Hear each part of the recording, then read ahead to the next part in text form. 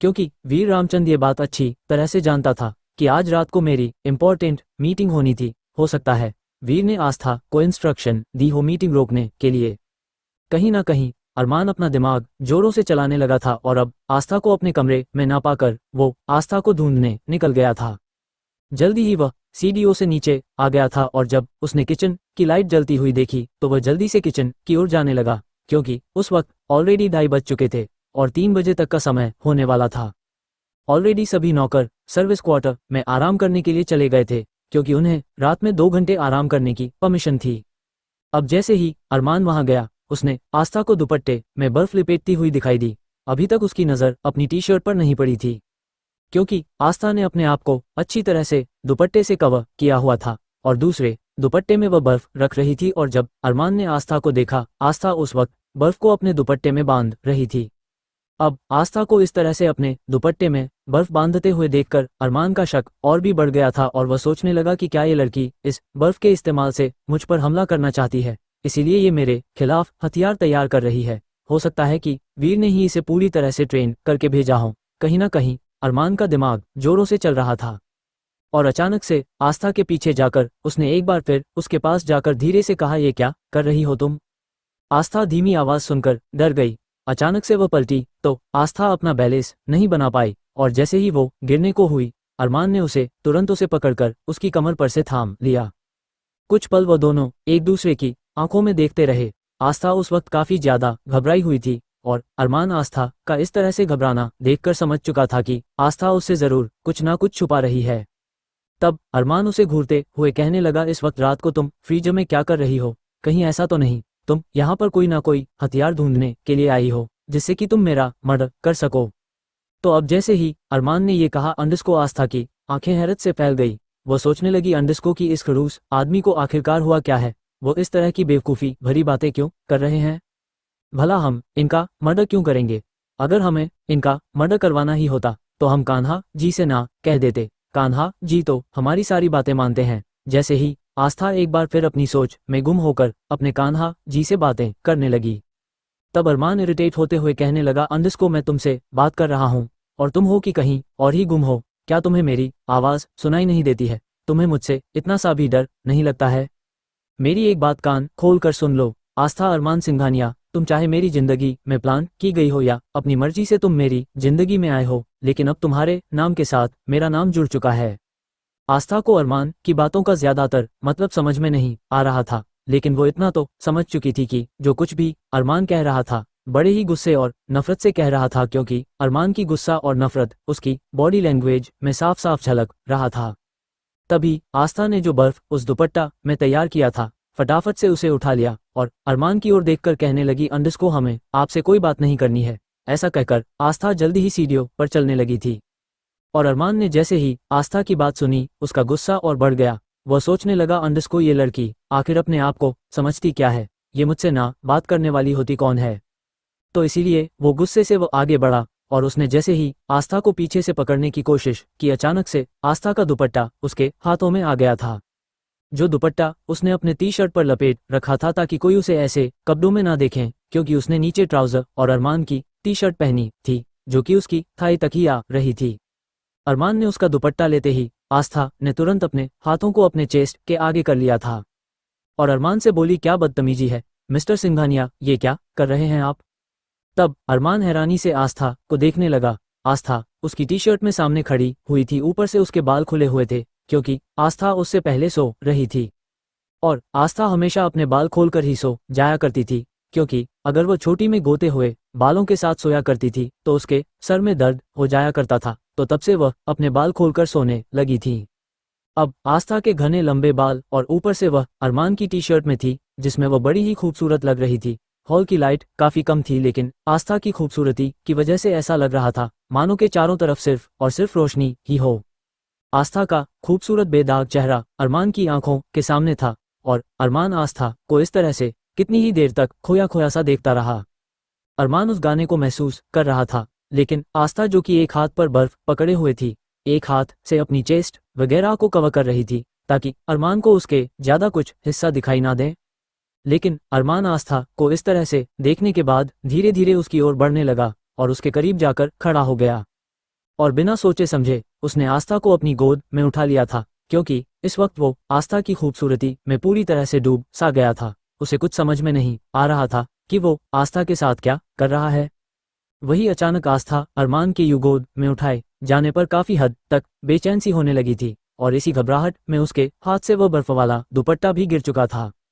अरमान की गोद में आस्था कसमसाने लगी थी, क्योंकि वो इस तरह से अरमान की गोद में नहीं जाना चाहती थी, और वह मन ही मन में सोचने लगती है, कान्हा जी ने अब इन खड़ूस सिंघानिया को क्या हो गया है, ये हमें ऐसे क्यों देख रहे हैं? अगर इन्होंने हमें ऐसे देखकर हमारी इज्जत पर हमला कर दिया तो? नहीं नहीं कान्हा जी, अगर इन्होंने आज हमारे साथ किसी तरह की कोई बदतमीजी करी तो हम पक्का इनका सर फोड़ देंगे, पर खुद को बचा लेंगे। कान्हा जी, हमारी इज्जत की रक्षा करना। ऐसा कहकर आस्था भगवान से प्रार्थना करने लगी। लेकिन उस वक्त अरमान को देखकर ऐसा लग रहा था मानो कि वो रूड एरोगेंट अरमान सिंघानिया ना होकर एक बड़ा ही रोमांटिक स्वभाव का हस्बैंड था, जो कि इस वक्त अपनी खूबसूरत बीवी को देख रहा था।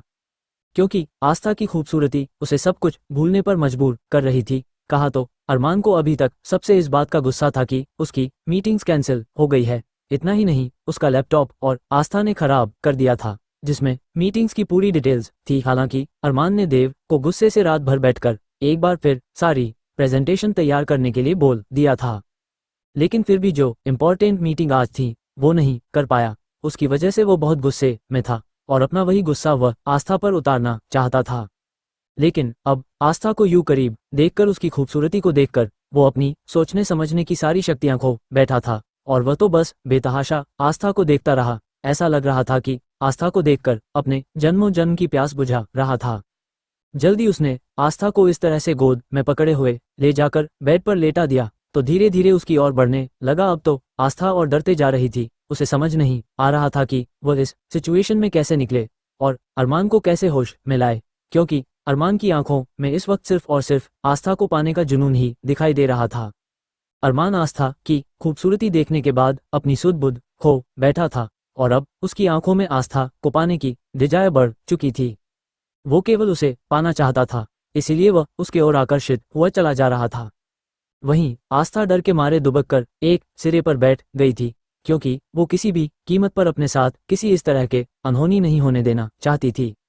क्योंकि उसके लिए ये शादी सिर्फ एक समझौता थी, जो कि कुछ दिनों के बाद हमेशा हमेशा के लिए खत्म हो जाएगी। ये बात वह अच्छी तरह से जानती थी, तो इस तरह से वह अरमान को कभी भी अपने करीब नहीं आने देना चाहते थी। अरमान, जो कि प्यासी नजरों से आस्था की ओर बढ़ रहा था, आस्था को कुछ भी समझ नहीं आया वो करे तो क्या करे। लेकिन तभी आस्था की नजर उसके ठीक बराबर में रखे हुए आधे गिलास पानी पर गई, और आस्था ने जल्दी से वो पानी का गिलास उठा लिया और सीधा अरमान के ऊपर पानी फेंक दिया था। अब जैसे ही अरमान के ऊपर पानी फेंका गया, अरमान अपनी सेंस में वापस आया, और उसने अपने मुंह पर पड़े उस पानी को पोंछता हुआ आंख लाल आंखों से आस्था को घूरने लगा था। अरमान का ये किलर लुक देखने के बाद आस्था डर कर सहम गई थी। उसे उस वक्त बहुत ज्यादा डर लग रहा था। वह खुद में ही सिमटी सी चली जा रही थी। आस्था डर की वजह से बेड पर ठीक से बैठ भी नहीं पा रही थी। वही अरमान जैसे ही अपनी सेंस पर वापस आया, उसकी नजरें आस्था पर ही जमी हुई थी, और अगले ही पल उसे एहसास हुआ कि वह क्या करने जा रहा था। अचानक अरमान ने गुस्से से आस्था की ओर देखते हुए कहा, अंडरस्को, ओह, तो तुम मेरे साथ ये ट्रिक यूज करना चाहती थी? हाँ, इसीलिए तुमने मुझे सेड्यूस करने की कोशिश की, और अब ये इस तरह से डरने का मासूम बनने का ड्रामा क्यों कर रही हो तुम? ये कहते हुए अरमान आस्था के थोड़े करीब गया। अब आस्था एक बार फिर अरमान को अपनी ओर आता हुआ देखकर बुरी तरह से घबरा गई, और वह हड़बड़ा कर बोली, अंडरस्को, देखिए मिस्टर सिंघानिया, हमारी कोई गलती नहीं है, सारी गलती आपकी है। आप ही हमारे साथ जबरदस्ती करने की कोशिश कर रहे थे, प्लीज ट्रस्ट मी। अब जैसे ही आस्था ने ये कहा, अचानक अरमान के होठों पर एक साइकेट्रिस्ट स्माइल आ गई थी, और उसके इस तरह की स्माइल से आस्था को और भी ज्यादा डर रही थी। और अरमान ने इस तरह से उसकी और अपने कदम बढ़ाना जारी रखा। अब तो आस्था अरमान को इस तरह से अपनी तरफ बढ़ता हुआ देख बेड के सिरे में कोने पर बैठ गई थी, और कहने लगी, अंडरस्को, हमने कुछ नहीं किया है, हम ऐसा कुछ कभी कर ही नहीं सकते हैं, हम इस चीज के बारे में ऐसा सोच भी नहीं सकते हैं। ये कहते हुए आस्था सूखे पत्ते की तरह थर थर कांपने लगी थी। ऐसा लग रहा था जैसे वह कोई मासूम सी बकरी है, और अरमान भूखे शेर की तरह अभी उस पर टूट पड़ेगा, और आज तो वो उसकी जान ही ले लेगा। ये सोचते हुए आस्था पूरी तरह से सिमट कर बैठी हुई थी और थर थर कांप रही थी। अब अरमान उसके एकदम करीब गया और जाकर अपने हाथ को उसकी तरफ टिकाकर उसके चेहरे पर झुक गया। आस्था के फेस के एक्सप्रेशन काफी ज्यादा बुरे थे, ऐसा लग रहा था कि वो अभी रो पड़ेगी।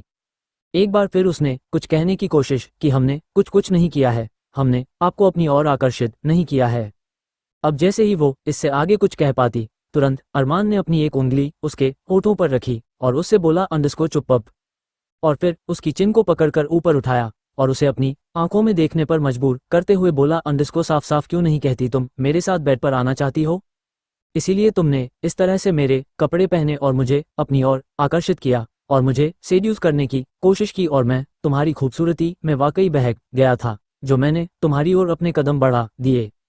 अब जैसे ही अरमान ने ये कहा अंडरस्कोर, आस्था को तो ऐसा लगा मानो कि उसके शरीर में एक साथ कितने ही जहरीले सांपों ने काट लिया हो। वो अपने बारे में ऐसी बातें कभी सोच भी नहीं सकती थी, लेकिन यहाँ तो साफ साफ उसके सो कॉल्ड पति उसे ये सारी बातें कह रहा था। एक बार और उसने गहरी सांस ली और अपने आप को थोड़ा सा बेटर फील कराते हुए कहने लगी अंडरस्कोर मैं ऐसा कुछ नहीं चाहती हूँ, मैं ऐसा कभी सोच भी नहीं सकती थी।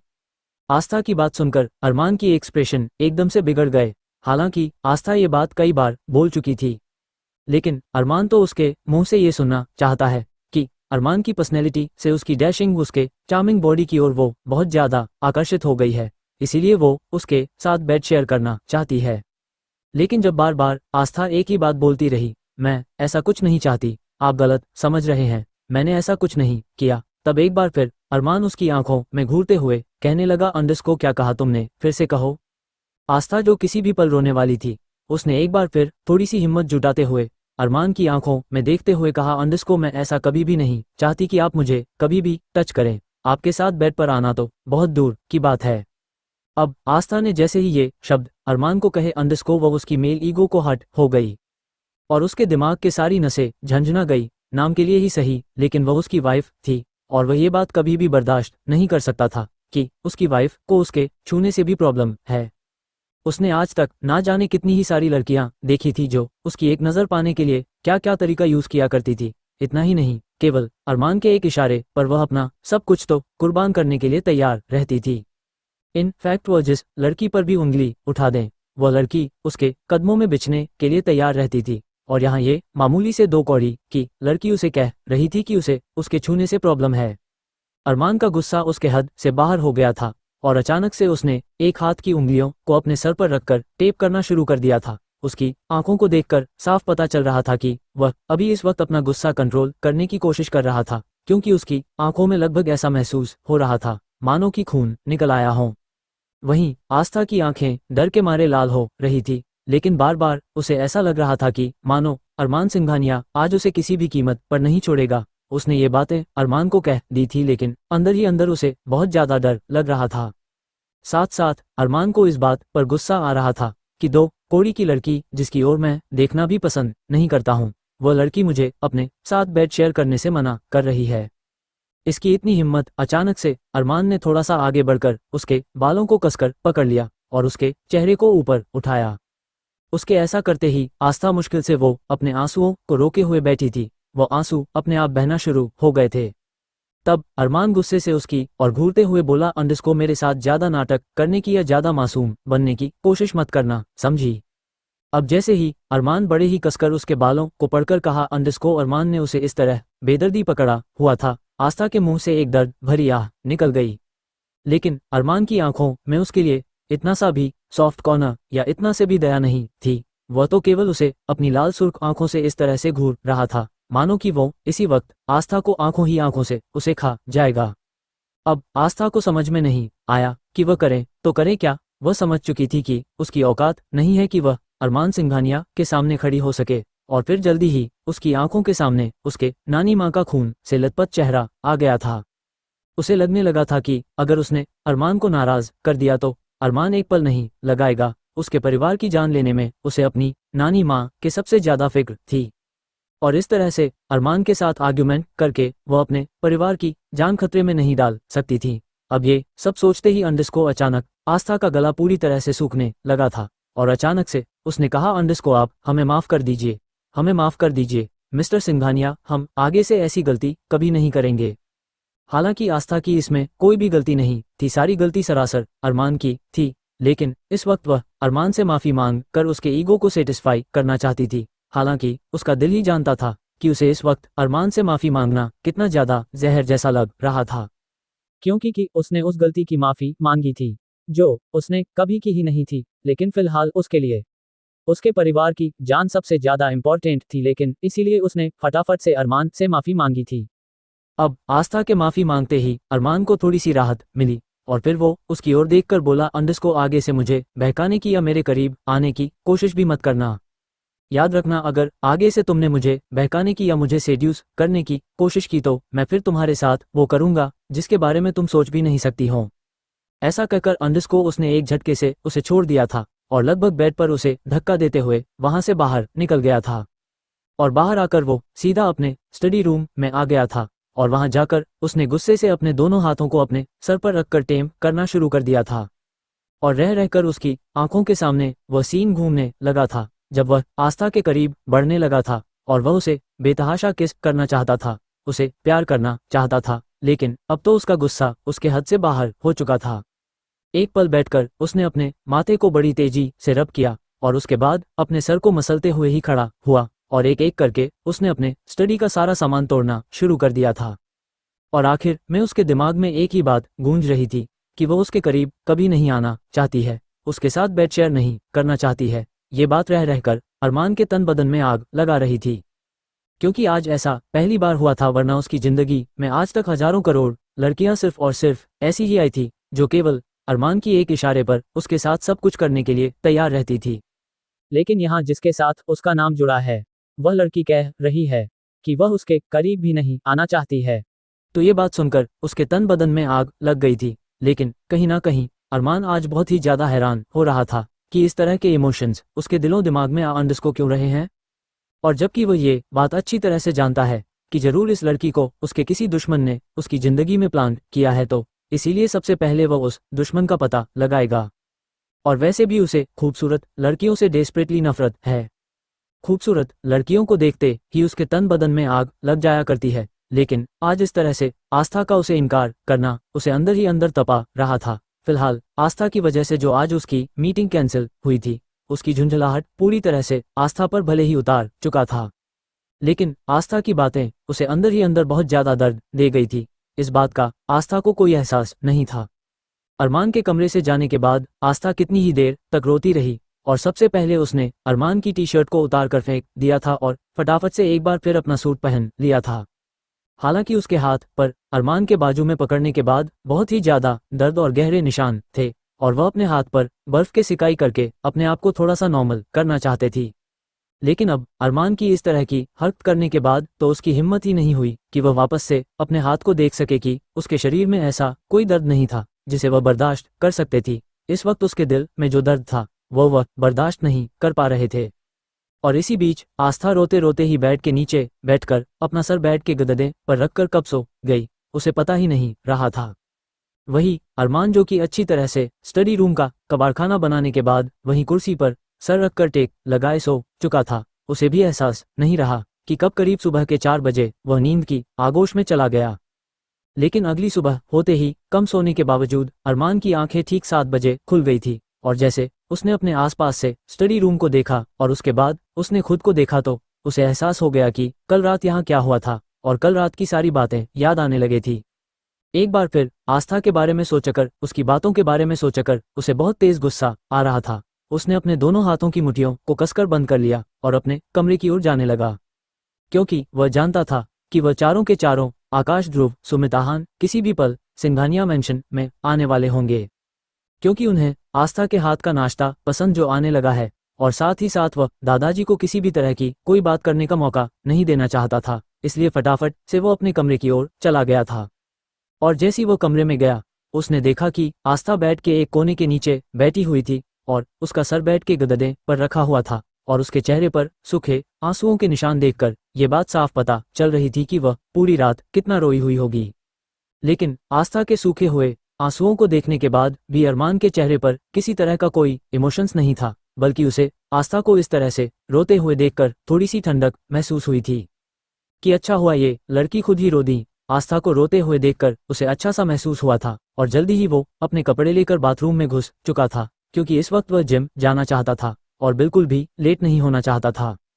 जल्दी ही अरमान फ्रेश होने के बाद अपने जिम के कपड़े पहनकर सीधा एक नज़र सोई हुई आस्था की ओर देखता हुआ तुरंत जिम चला गया था और वहां जाकर उसने कड़ी मशक्कत करना शुरू कर दिया था, क्योंकि अब भले ही उसने अपना कल का गुस्सा आस्था पर उतारा हो, लेकिन उसने जो हद की थी उसे बात को भी वो इनकार नहीं कर सकता था। वह खुद सोच रहा था कि आखिरकार क्यों मैंने अपने इमोशंस पर कंट्रोल नहीं किया, क्यों मैं उस लड़की की खूबसूरती में बह गया, क्यों ये सोचते हुए लगातार उसने बाइसेप्स मारना शुरू कर दिया था। अरमान जो कि हमेशा 1 से 1.5 घंटा जिम में बिताया करता था, आज उसे जिम करते हुए 2 से 2.5 घंटे हो चुके थे। उसने अपने आप को और दिन से ज्यादा तकलीफ दी थी। इसी बीच सुमित, आकाश, आहान और ध्रुव भी मेंशन में आ चुके थे, लेकिन आज सिंघानिया मेंशन का किचन सुना था, जिसे देखकर वह काफी हद तक हैरान हो गए थे, क्योंकि आस्था तो उनके आने से पहले ही उनके लिए नाश्ता रेडी करके रखा करती थी। हालांकि आस्था ने केवल 2 से 3 बार ही उन सब लोगों के लिए नाश्ता वगैरह बनाया था, लेकिन 2 से 3 बार में ही उन्हें आस्था के बनाए खाने का स्वाद लग चुका था, तो इसलिए वो एक्सेप्ट कर रहे थे कि शायद आस्था ने आज भी उनके लिए कुछ स्पेशल बनाया होगा। लेकिन किचन में इतना सुनापन देखकर उन सबके चेहरे पर मायूसी छा गई थी। तभी दादाजी उन चारों की शक्ल को देखकर कहने लगे, अंडस्को, मैं अच्छी तरह से जानता हूँ कि शायद तुम लोगों आस्था बेटी को अस्यूम कर रहे होंगे, लेकिन उसकी नई नई शादी हुई है, उसे आराम की भी सख्त जरूरत है। वैसे भी मैंने नौकरों से कह दिया है, शेफ लोग तुम्हारे लिए तुम्हारे पसंद का नाश्ता ले आएंगे। ऐसा कहकर अंडस्को दादाजी वहां से टहलने के लिए गार्डन में चले गए थे, क्योंकि वो बहुत जल्दी सुबह ही उठ चुके थे और आस्था को किचन में ना पाकर एक पल को वो भी चौंके थे। लेकिन फिर उन्हें लगा कि इस तरह से उन्हें आस्था पर किसी भी तरह का प्रेशर नहीं डालना चाहिए, और अभी अभी आस्था के लिए यहाँ सब कुछ नया है। अगर इस तरह से उसे प्रेशराइज करेंगे तो हो सकता है कि वह खुद को ही भूल जाए। धीरे धीरे अगर आस्था सारी चीजें अच्छी तरह से समझेंगी तो उसके लिए भी बेटर होगा और सबके लिए भी यही ठीक रहेगा। इसलिए नौकरों को उन्होंने आस्था को उठाने के लिए मना कर दिया था और साथ ही साथ ये कह दिया था कि जब तक कि बहू खुद उठकर ना आए, कोई भी उसे परेशान करने के लिए उसके कमरे के आसपास भी नहीं जाएगा। तो इसीलिए किसी नौकर की भी हिम्मत नहीं हुई कि वह आस्था के कमरे में जाकर उसे उठा सके। हालांकि आस्था ने एक नौकर जिसका नाम राजेश था, उसे पहले ही बोल रखा था कि अगर राजेश भैया अगर कभी को हमारी आंखें जल्दी ना खुले तो प्लीज आप हमें कमरे में आकर उठा दिया करना। लेकिन अब क्योंकि दादाजी ने साफ साफ मना किया था, तो राजेश की भी हिम्मत नहीं हुई कि वह जाकर आस्था को उठा सके। वही वह चारों मुंह लटकाकर हाल में बैठ गए थे। उन्होंने तो सोचा था कि आज फिर वह आस्था की बनाई हुई कोई ना कोई नई डिश ट्राई करेंगे या फिर गर्मा गर्म आलू के पराठे ही खाएंगे। तभी आहान कहने लगा, अंडस्को, अच्छा हुआ भाभी ने आज नाश्ता नहीं बनाया, तू जानता है ना भाभी के खाने के चक्कर में मेरी डाइट का कितना नुकसान हुआ है, और वैसे भी मैं हर रोज तो भाभी को नाश्ते के लिए नहीं बोल सकता ना। आहान की बात सुनकर तीनों भी केवल उसे मुंह बनाते हुए देखते रह गए थे, जैसे कह रहे हो इसकी नौटंकी कभी खत्म ही नहीं होती है। हालांकि कि उन तीनों का भी मन कर रहा था कि आस्था के हाथ का ही बना हुआ नाश्ता खाए, लेकिन फिलहाल अभी वो लोग आपस में ये सारी बातों पर गॉसिप कर ही रहे थे कि तभी अचानक से देव दौड़ता भागता वहां आया। देव के हाथों में इतनी सारी फाइल्स लैपटॉप देखकर वह चारों हैरानी से अपनी जगह से खड़े हो गए और ध्रुव बोला, अंडस्को, अरे देव, ये सुबह सुबह तुम ऑफिस का सारा काम क्या घर पर ही ले आए हो? क्या तुम्हें आज ऑफिस जाकर काम नहीं करोगे क्या? क्योंकि देव की हालत देखकर ये बात साफ पता चल रही थी कि देव अपने घर के कपड़ों में ही यहाँ आ गया था। इन फैक्ट शायद वो सही से नहा धोकर भी नहीं आया है और उसकी आंखें तो एकदम लाल हो रखी थी। अब जैसे ही उन सबने देव की हालात देखी, सारे बड़े अजीब तरह से देव को अलग अलग नजरों से देखने लगे। तब ध्रुव आहान के कानों में बोला, मुझे लगता है कि देव भैया को कोई लड़की मिल गई है, हालात देखी है उनकी, ऐसा लग रहा है पूरी रात उन्होंने ओवरटाइम किया है और किसी लड़की के साथ स्पेशल मोमेंट शेयर किए हैं। उसकी हाँ में हाँ मिलाते हुए आहान कहने लगता, अंडस्को, तू सही कह रहा है, एकदम मजनू जैसी हालत लग रही है इनकी, लेकिन समझ में नहीं आता इतनी जल्दी इन्हें लड़की कहाँ से मिल गई है, हमें अभी तक ऐसे कैसे पता नहीं चला। आकाश, जो कि काफी हद तक उसके हाथों में फाइल वगैरह देखकर सब कुछ समझ गया था, वो देव से बोला, अंडस्को, क्या बात है देव, इतनी सुबह सुबह तुम यहाँ पर और वो भी ऐसी हालत में? इससे पहले कि देव कुछ कहता, अंडस्को, आहान और ध्रुव बीच में बोल पड़े, अंडस्को, आकाश भाई, इसमें पूछने वाली कौन सी बात है, देखिए ना देव भाई की हालत क्या हो रखी है, ऐसा लग रहा है कि नया नया इश्क का बुखार चढ़ा है। जनाब को, जिसकी चक्कर में पूरी रात नहीं सोए पाए हैं और शायद काफी हसीन रात गुजरी है इनकी। अब जैसे ही आहान और ध्रुव ने देव को छेड़ते हुए ये कहा, अंडस्को देव उन्हें खा जाने वाली नजरों से घूरने लगा और उसने चिढ़कर कहा, अंडस्को अपनी फालतू के बकवास बंद करोगे तुम दोनों। कहा कि हसीन रात, सबसे बुरी रात थी मेरी कल की रात, मैंने कैसे गुजारी है पता है तुम लोगों को। बॉस की रात 2 बजे मीटिंग थी, लेकिन उनका लैपटॉप खराब हो गया जिसकी वजह से उनका सारा डाटा लॉस हो गया। और बॉस ने मुझे रात को कॉल किया और कहा, अंडस्को की सुबह होने से पहले पहले पूरी रात बैठकर मुझे एक बार फिर सारे प्रोजेक्ट की डिटेल्स तैयार करनी होगी और दोनों कंपनी के लिए मैंने एक बार फिर से बैठकर सारे प्रोजेक्ट डिटेल्स बनाया है, इसलिए मेरी हालत ऐसी हो रखी है। अब देव ने जैसे ही अपनी दर्द भरी कहानी सुनाई, अंडस्को एक पल को आहान और ध्रुव एक दूसरे की ओर देखने लगे, फिर खिलखिलाकर हंस पड़े और एक दूसरे को हाथों में हाई फाई देते हुए कहने लगे, अंडस्को ओह गॉड, हमने तो सोचा था कि कोई लड़की का मामला होगा, लेकिन यहाँ तो एक बार फिर अरमान भाई का ही कारनामा निकला। ऐसा कहकर वो दोनों देव को टीस करने लगे। अंडस्को और देव उन लोगों की बातें सुनकर उन्हें घूरने लगा था। तब आकाश ने देव की ओर देखते हुए कहा था, अच्छा चल ठीक है, पहले एक काम कर, जाकर थोड़ा सा फ्रेश हो ले, क्योंकि देव के लिए भी मेंशन में ऑलरेडी एक कमरा रेडी हुआ करता था। लेकिन तभी देव ने साफ इनकार करते हुए कहा था, नहीं नहीं आकाश भाई, मैं नहीं जा सकता हूँ, पहले बॉस को मैं सारी डिटेल्स दे दूं, उसके बाद ही मैं अब कुछ सोचूंगा। ऐसा कहकर देव वही उनके साथ ही बैठ गया था। वही आस्था जो कि लगभग पूरी रात ही जागती रही और अब सुबह सुबह उठने के बजाय उसकी आंखें तकरीबन सुबह के 9 बजे खुली। अब जैसे ही आस्था की आंखें खुली, उसे अपने शरीर में एक पूरी तरह से दर्द सा महसूस हुआ था और उसने अपने आसपास अच्छी तरह से देखा, अरमान कमरे में कहीं भी नहीं था। तभी आस्था ने सोचा कि अब उसे जाकर सबसे पहले फ्रेश हो जाना चाहिए, क्योंकि ऑलरेडी 9 बज चुके हैं, सब लोग आ गए होंगे और नाश्ते के लिए इंतजार कर रहे होंगे। अगर उसने जल्दी से नाश्ता नहीं बनाया तो हो सकता है सब लोग ना जाने उसके बारे में क्या सोचे, और वैसे भी अरमान का गुस्सा वो उन लोगों पर नहीं उतार सकती थी। तो कहीं ना कहीं ये सब सोचते हुए आस्था जल्दी से फ्रेश होने बारे में सोचने लगी थी। उसने सबसे पहले जैसे ही अलमारी खोली तो उसकी आंखें हैरानी से फैल गई थी। वो सोचने लगी, अंडस्को हमारे गांव की मार्केट में तो 150-200 रुपए में अच्छा खासा कुर्ता लेगिंग्स आ जाती थी, लेकिन यहाँ तो इन कुर्तों की शुरुआत ही 20,000 से होती है। अब तो आस्था की हालत सोचकर खराब होने लगी। वो सोचने लगी, अंडस्को भला वो इतने महंगे कपड़े कैसे पहन सकती है, और 20,000 में तो वो ना जाने वो पूरे गांव के लिए अपने ही गांव बाजार से कपड़े खरीद सकती थी। आस्था ने एक सूट को हाथ में लिया और उसका प्राइस टैग चेक करते हुए सोच जा रही थी, लेकिन फिलहाल उसके पास पहनने के लिए ज्यादा खास कुछ कपड़े भी नहीं थे। ऑलरेडी जो उसके हॉस्पिटल वाले कपड़े थे अरमान ने वो अस्पताल में ही फेंक दिए थे और उसके लिए नए कपड़े वहां पर दिए थे, लेकिन वह पिंक सूट भी अब क्योंकि उसने कल हॉस्पिटल से ही पहना हुआ था, अब उसने उसे भी चेंज करने के बारे में सोचा था। तो इसीलिए मजबूरन उसने उनमें से एक ड्रेस निकाल ली थी जिसका प्राइस 12,000 था। वह सोचने लगी, अंडस्को की 12,000 रुपए, पता नहीं वो इतने पैसे कभी भी उस मिस्टर खडूस सिंघानिया को दे पाएगी या नहीं दे पाएगी, क्योंकि ऑलरेडी नारियल के भी 5,000 रुपए पहले से हो रखे हैं और ये 12,000 रुपए तो टोटल 17,000 रुपए सो वह कैसे देगी। मिस्टर सिंघानिया को उसे कुछ समझ में नहीं आ रहा था, लेकिन फिलहाल तो उसे वो कपड़े पहनने ही थे, तो इसीलिए फटाफट से उसने वह कपड़े ले लिए थे। हालांकि पास में काफी सारी ज्वेलरी के बॉक्स और बैग्स वगैरह भी रखे थे, लेकिन आस्था को उनकी कोई जरूरत नहीं थी, इसलिए उसने उन सामानों को टच तक नहीं किया था और फटाफट से उसने वह कपड़े लेकर वो बाथरूम में घुस गई थी और उसने फ्रेश होना शुरू कर दिया था। आस्था ने नहाकर जल्दी ही वह एक ब्यूटीफुल सा पीस जो कि नायरा कट था पर बड़ा ही प्यार और खूबसूरत लग रहा था, वह लाइट ब्लू कलर का था और उसका दुपट्टे पर छोटे छोटे फूलों का काम था जो उस सूट को और भी ज्यादा खूबसूरत बना रहा था।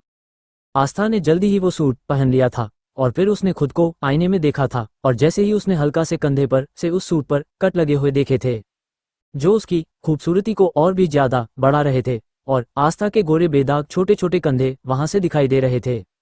लेकिन इसी के साथ साथ अरमान ने जो उसके हाथों से कंधे को कसकर पकड़ा था वह निशान भी वहां से शो हो रहा था, तो इसीलिए आस्था ने उसे दुपट्टे से अच्छी तरह से कवर कर लिया था और कुछ पल बाद उसने खुद को आईने में देखा। आज वह कहीं से भी गरीब गवार दिखाई नहीं दे रही थी, वह बड़ी ही खूबसूरत और प्यारी दिखाई दे रही थी। आस्था ने जैसे ही कुछ पल अपने आप को आईने में देखा, अचानक से उसे अपने पीछे किसी के वजूद का एहसास हुआ। वह कोई और नहीं बल्कि अरमान था जो जिम से लौट आया था। इस वक्त उसका पूरा का पूरा शरीर पसीने से तरबतर हुआ पड़ा था। फटाफट से उसने दरवाजे से आगे बढ़कर टॉवल से अपने मुंह को पोंछा और आस्था की ओर देखता हुआ टॉवल उसने बेड पर फेंका और फटाफट से बाथरूम में फ्रेश होने के लिए घुस चुका था। ये सब कुछ इतना जल्दी हुआ कि आस्था केवल उसे इस बीच उसे देखती ही रह गई। उसकी कुछ और कहने की अंडस को हिम्मत ही नहीं हुई। और वैसे भी कल रात उसने आस्था से जो इस तरह की घटिया बातें कही थी, वो सारी बातें भी उसके दिमाग से नहीं जा रही थी। तो इसीलिए उसने सोचा अंडस को कि वह जितना अरमान के सामने जाएगी उतना उसे वह सारी बातें याद आएगी और उसे तकलीफ होगी। तो इससे अच्छा है कि वह अरमान के सामने ही ना जाए और उससे दूरी बना कर रखें। तो कहीं ना कहीं ये सब सोचते हुए आस्था जल्दी से अब नीचे जाने लगी थी। और जैसी वह नीचे गई और उसने देखा कि सभी लोग नाश्ते के टेबल पर बैठे हुए थे और सभी का मुंह लटका हुआ था, और आस्था जैसे ही वहां गई वह सब उसे देखकर मुस्कुराते हुए उसे गुड मॉर्निंग विश करने लगे। अंडस को वही आस्था की नज़र बारी बारी से उन सब पर जा रही थी, क्योंकि भले ही उन सब के सामने कितना ही सारा उनके पसंद का ब्रेकफास्ट मौजूद था जिसे वो शुरू से खाते हुए आए थे, लेकिन उनका बेमन से ब्रेकफास्ट करना कहीं ना कहीं आस्था ने भांप लिया था और हल्का से मुस्कुराते हुए समझ चुकी थी कि उन्हें वह नाश्ता बुरा लग रहा है। लेकिन फिलहाल वो उन सबको इस तरह से नहीं देखना चाहती थी, क्योंकि उन सब के साथ अब तक वो थोड़ा सा कंफर्टेबल तो हो ही गई थी। इसीलिए उसने उन सब की ओर देखते हुए कहा, अंडस को अच्छा आप लोग एक काम कीजिए, बस मुझे 10 मिनट दे दीजिए, मैं आप लोगों के लिए कुछ ना कुछ बनाकर लेकर आती हूँ। अब जैसे ही आस्था ने ये कहा, ध्रुव तुरंत उठा और कहने लगा, अरे नहीं नहीं भाभी प्लीज, आप ये कैसी बातें कर रही है, कल तो आपकी इतनी ज़्यादा तबीयत खराब थी और भला हम सब आपको कैसे कुछ बनाने के लिए प्रेशराइज कर सकते हैं। और आप कुछ भी मत कीजिए प्लीज, हम इसमें से ही कुछ ना कुछ खा लेंगे, कोई मसला नहीं है। तभी सुमित अगले ही पल कहा, हाँ हाँ आस्था, तुम्हें कुछ भी बनाने की कोई ज़रूरत नहीं है, और वैसे भी ये सब मेरे होटल में जाकर खाना खा सकते हैं, और यहाँ भी अरमान सिंघानिया के घर पर वर्ल्ड के बेस्ट टॉप 3 5 स्टार होटल से शेफ हायर किए गए हैं।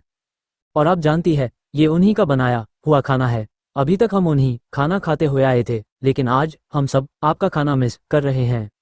आस्था मुस्कुराते हुए फिर कहने लगी, अंडस को सुमित भैया, ये तो मेरे लिए अच्छी बात है ना कि चलो कम से कम आपको मेरे बनाया हुआ खाना तो पसंद आया, और प्लीज मुझे ज़्यादा टाइम नहीं चाहिए, बस केवल 20-25 मिनट ही चाहिए। ऐसा कहकर अंडस को आस्था जल्दी ही किचन में चली गई थी। और जल्दी आस्था किचन में जाकर जैसे उसने फ्रिज वगैरह खोलकर देखा तो ब्रेकफास्ट बनाने के लिए काफ़ी कम सामान उस वक्त फ्रिज में पड़ा हुआ था, क्योंकि ऑलरेडी जो मास्टर शेफ ने काफ़ी सारा सामान यूज़ कर लिया था। वह जल्दी ही आस्था ने थोड़े से पनीर के टुकड़े, हरी मिर्च और साथ ही साथ शिमला मिर्च, गाजर, इन सब का जो थोड़ा बहुत सामान पड़ा हुआ मिला था, फटाफट से सारे सामानों को ले लिया था और फटाफट वो काम पर लग गई थी। उस वक्त अरमान सिंघानिया भी नहा चुका था और रेडी हो रहा था, लेकिन फिलहाल आस्था ने अरमान के बारे में सोचना ही छोड़ दिया था। वो उस वक्त तो सिर्फ और सिर्फ फटाफट से कुछ बनाकर उन चारों को खिलाना चाहती थी, क्योंकि उन चारों की उतरी हुई शक्ल वह देख नहीं पा रही थी। जल्दी ही आस्था ने बड़े ही परफेक्शन के साथ सारी वेजिटेबल कट की थी और फटाफट से उसने उन सब वेजिटेबल्स का यूज़ करके अच्छे से खाना बनाना शुरू कर दिया था। उसके आसपास जो शेफ थे वह भी उसकी मदद कर रहे थे ताकि वह जल्द से जल्द 20 मिनट में खाना बना सके। और जल्दी ही आस्था के बने हुए खाने की खुशबू चारों तरफ फैलने लगी। वही वह चारों के नाक में भी आस्था के बने हुए खाने की खुशबू गई और आहान और ध्रुव के चेहरे पर तो एक बड़ी ही खूबसूरत सी स्माइल आ गई थी और उन दोनों ने अपने दांत चमका दिए, क्योंकि उन्हें फिर आज आस्था का बनाया हुआ खाना खाने का मौका मिलेगा। जल्दी ही आस्था ने कुछ सर्वेंट की मदद से वो सारा खाना डाइनिंग टेबल पर लगवा दिया था और थोड़ी देर में उसने थोड़े से वेजिटेबल और पनीर के पराठे, साथ थोड़ी सी चावल की खीर और वेजिटेबल सूप, फ्रूट कस्ट आदि और वेज पुलाव भी बना दिया था। ये सब कुछ आस्था ने केवल 15 से 20 मिनट के अंदर ही अंदर किया था और वाकई उसके खाने की खुशबू से पूरा सिंघानिया मैंशन महक रहा था। वही दादाजी जो कि वॉकिंग करने गए हुए थे, वह भी खाने की खुशबू से वापस हाल में खींचे चले आए और जैसे ही उन्होंने ये देखा कि आस्था बेटी उठ गई है और आस्था ने खाना बनाया है, तो वह भी फटाफट से जाकर डाइनिंग टेबल बैठ गए थे और फिर कहने लगे, अंडस को सच पूछो तो बेटी, तुमने हमारी भी आदत खराब कर दी है। तुम्हारे बनाए हुए खाने की खुशबू हम बस तुम्हें क्या बताएं। तभी दादाजी अपने सामने पराठे और साथ ही साथ पुलाव लेकर बैठ गए थे, जो वेज पुलाव आस्था ने अभी अभी बनाई थी। लेकिन तभी आस्था ने उनके सामने से पुलाव और पराठों की प्लेट हटा ली थी और अपनी हंसी दबाते हुए कहने लगी, अंडस को नहीं दादाजी, आप पुलाव और पनीर के पराठे नहीं खा सकते हैं, क्योंकि ये आपकी सेहत के लिए बिल्कुल ठीक नहीं है और आपकी सेहत को ध्यान में रखते हुए मैंने आपके लिए ये वेजिटेबल सूप बनाया है, साथ ही साथ थोड़ा सा फूड कस्टर्ड रेडी किया है, आप सिर्फ यही ले सकते हैं। अब जैसे ही आस्था ने ये कहा, अंडस को दादाजी ने अपनी बच्चों वाली शक्ल बना ली थी और कहने लगे, ठीक है बेटा, जैसा आप कहे, लेकिन उनकी निगाहें बार बार पनीर के पराठे और साथ ही साथ वेज पुलाव पर जा रही थीं। वही आहान, ध्रुव, आकाश, सुमित और साथ ही देव, जो कि उस वक्त वहां नाश्ते पर मौजूद था, उनकी निगाहें भी बार बार खाने की ओर देखकर ललचा रही थी। तो जल्दी से जैसे ही उन्होंने पुलाव का स्पून भरकर अपने मुंह में डाला तो उसका टेस्ट लाजवाब था।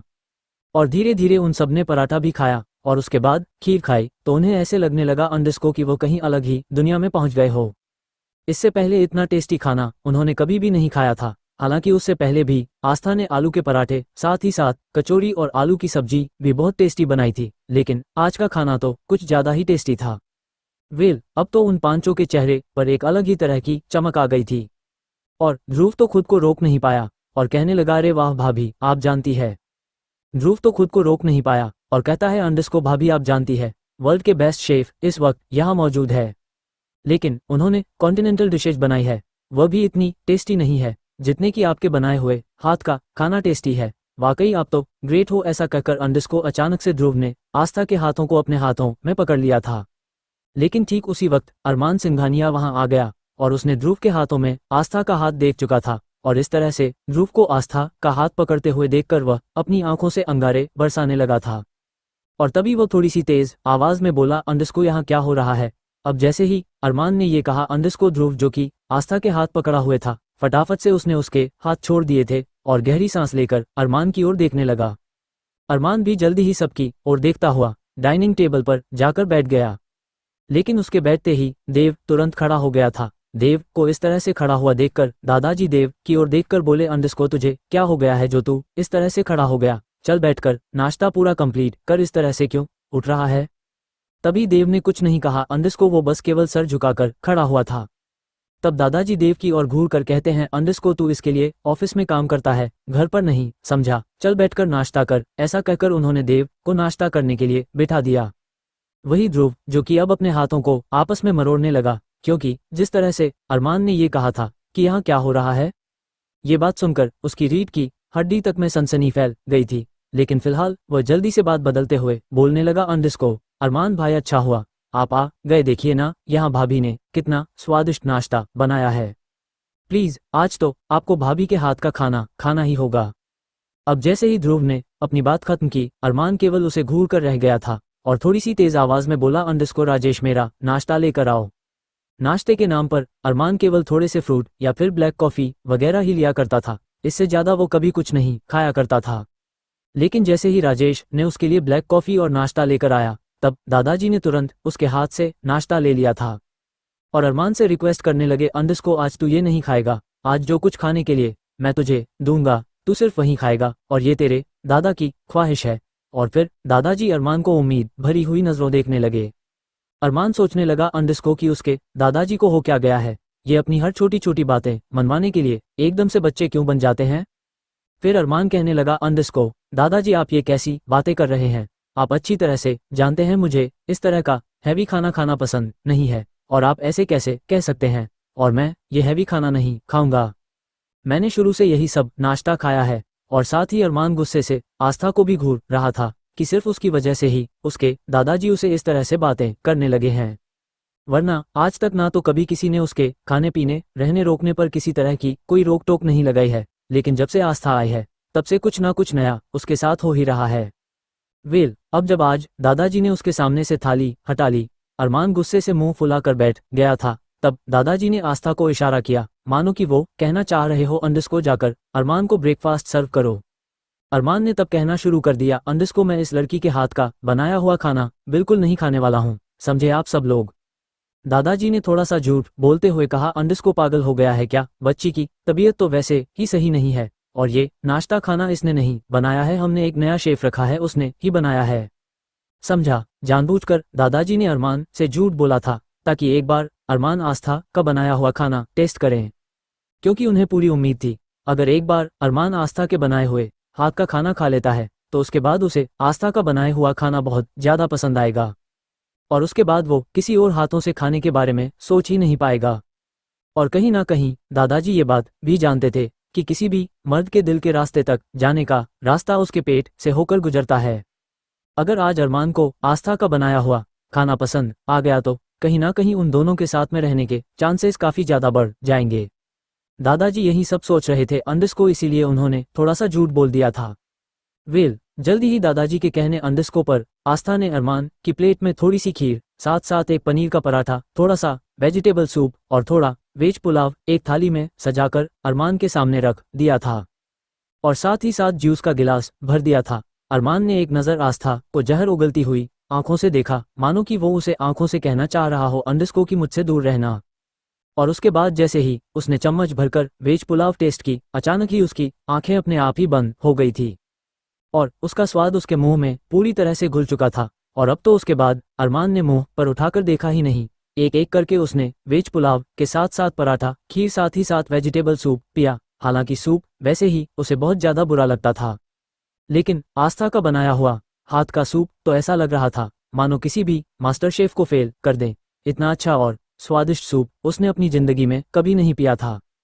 और एक एक करके फटाफट से उसने फ्रूट कस्टर्ड के साथ साथ पूरा जूस भी फिनिश कर लिया था। अरमान को खाता हुआ देखकर ऐसा लग रहा था मानो कि वह जन्मों जन्म का भूखा हो। अब जैसे ही अरमान ने जल्दी खाना फिनिश किया, वह चारों के चारों और देव समेत और दादाजी सभी हैरानी से अरमान की ओर देख रहे थे। वह अपना खाना उस वक्त भूल चुके थे। वहीं आकाश और सुमित इमोशनली चेहरे के साथ उसे देख रहे थे। कहीं ना कहीं आकाश को तो यही लग रहा था कि अब बहुत जल्द डेविल किंग का एक नया रूप उन्हें देखने को मिलेगा। वहीं सारा खाना खाने के बाद अचानक से अरमान को सबके सामने जोरों से डकार आ गई थी। अब जैसे ही अरमान को डकार आई, क्योंकि उसका पेट भर चुका था और अरमान इस तरह से डकार लगाने पर चारों के चारों मुस्कुराने लगे थे। वहीं आस्था की तो आंखें हैरानी से फैल गई थी। वह तो यही सोच रही थी अंडस को कि क्या ये इंसान वाकई इतना ज़्यादा भूखा था, क्योंकि अरमान ने जिंदगी में पहली बार इतना स्वादिष्ट और घर की लेडीज का बनाया हुआ हाथ का खाना खाया था। उसके बाद जैसे उसे डकार आई और बाकी सब उस पर हंसने लगे, तो अरमान के लिए वहां रुके रहना काफ़ी ज़्यादा मुश्किल हो गया था और फटाफट से वो लंबे लंबे कदम बढ़ाता हुआ वहां से जाने लगा था। लेकिन दादाजी उसे रोकते हुए बोलने लगे, अंडस को कहाँ जा रहा हो? तूने खाना फिनिश कर लिया, क्या तू उस शेफ को इनाम नहीं देगा जिसने तेरे लिए इतना टेस्टी खाना बनाया है? अरमान दादाजी की ओर देखकर कहने लगा, अंडस को आपने जिस नए मास्टर शेफ को रखा है, आप उसकी तनख्वाह दोगुनी कर दो और उसे कह दो कि आज के बाद वो मेरे लिए सुबह का नाश्ता, दोपहर का लंच और साथ ही साथ रात का डिनर वहीं बनाएगा। उसी वक्त दादाजी तुरंत आस्था के पास जाकर खड़े हो गए और अरमान की ओर देखकर कहने लगे, अंडस को ये खाना तेरी बीवी ने बनाया है और मैं चाहता हूं कि तूने आज पहली बार उसके हाथ का खाना खाया है तो तू उसे कुछ शगुन दे। सारा सच जानकर अरमान हैरानी से आस्था की ओर देखने लगा अंडस को, क्योंकि वाकई उसे तो यही लग रहा था नए मास्टर शेफ ने खाना बनाया है, क्योंकि दादाजी अरमान को खाना खिलाने के लिए नए नए मास्टर शेफ चेंज करते रहते थे। तो इसीलिए उसने यही सोचा कि कोई नया मास्टर शेफ आया होगा और उसी ने खाना बनाया है। लेकिन अभी दादाजी के ये कहने पर कि ये सारा खाना आस्था ने बनाया है, उसकी तो आंखें हैरानी से फैल गई थी। वो सपने में भी नहीं सोच सकता था जो खाना अभी थोड़ी देर पहले वह चटकारे लेकर खा रहा था, असल में वह आस्था ने बनाया था। वह तो सोच भी नहीं सकता था कि वह उस लड़की के बनाए हुए हाथ का खाना इतना ज़्यादा मज़े लेकर खाएगा। अब अरमान के लिए वहाँ रुके रहना बहुत ही ज़्यादा मुश्किल हो गया था, इसीलिए वह जल्द से जल्द वहाँ से भाग जाना चाहता था। लेकिन दादाजी ने उसे जाने से साफ साफ इनकार कर दिया था। जब तक कि वह आस्था को उसका शगुन नहीं दे देता है, तब तक वो इस घर से बाहर नहीं जा सकता है। अब अरमान के पास अब कोई और रास्ता नहीं था, लेकिन वह उसे कुछ देना भी नहीं चाहता था। फिर दादाजी अरमान के नज़दीक आए। उन्होंने अचानक से अरमान के हाथ का पहना हुआ एक ब्लू रंग का डायमंड ब्रेसलेट निकालकर आस्था को झट से दे दिया। आस्था हैरानी से ब्रेसलेट को देख रही थी। वह ब्रेसलेट जो कि अरमान दिल के इतने करीब था, उसे इस तरह से आस्था को देते हुए देखकर गुस्से से आग बबूला हो उठा और अपनी डेंजरस वॉइस में कहने लगा, अंडस को ये आप क्या कर रहे हैं? दादाजी, आप अच्छी तरह से जानते हैं कि ये ब्रेसलेट मेरे दिल के कितने ज़्यादा करीब है और आप इस 2 कौड़ी की मामूली सी लड़की को ये ब्रेसलेट देना चाहते हैं।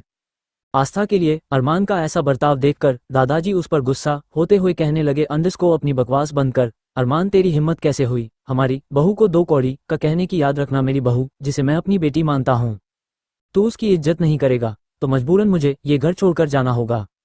अब जैसे ही दादाजी ने ये कहा, अरमान की तो आंखें हैरानी से फैल गई थी। वो दादाजी से दूर होने के बारे में सपने में भी नहीं सोच सकता था, लेकिन आज इस लड़की के लिए दादाजी ने उससे दूर होने की बात कही तो इसीलिए उसका गुस्सा और भी ज़्यादा बढ़ चुका था। और गुस्से ही गुस्से से आस्था पर आंखों ही आंखों में नफरत का वार करते हुए वो देव से बोला, अंडस को यहाँ बैठकर नाश्ता कर लिया है तो चलो फटाफट से काम खत्म करना है। जल्दी वो वहाँ से निकल चुका था और दादाजी ने वो ब्रेसलेट आस्था को जबरदस्ती दे दिया था। आस्था ने मना करने कितनी कोशिश की थी, लेकिन दादाजी ने उसे कह दिया था कि अगर उसने वह ब्रेसलेट नहीं लिया तो आज के बाद वह घर में ना तो नाश्ता बनाएगी ना खाना बनाएगी। तब आस्था को मजबूरन वो ब्रेसलेट लेना पड़ा था। वही वो चारों हैरानी से ये सारा तमाशे को देख रहे थे। वही फिर आकाश भी कहने लगा, अंदिस को मुझे लगता है कि हम लोगों को भी जाकर अपना अपना काम संभालना चाहिए। तो यही सब सोचते हुए वहां से सब एक एक करके आस्था से मिलने के बाद वहां से जाने लगे थे। लेकिन तभी दादाजी ने आकाश को रोकते हुए कहा, वह आकाश बेटा सुनो। दादाजी की बात सुनकर आकाश तुरंत रुक गया और कहने लगा, जी दादाजी आपने बुलाया? बेटा वह आज जब बहू खाना परोस रही थी तो मैंने उसके हाथ पर कुछ अजीब सा निशान देखा है।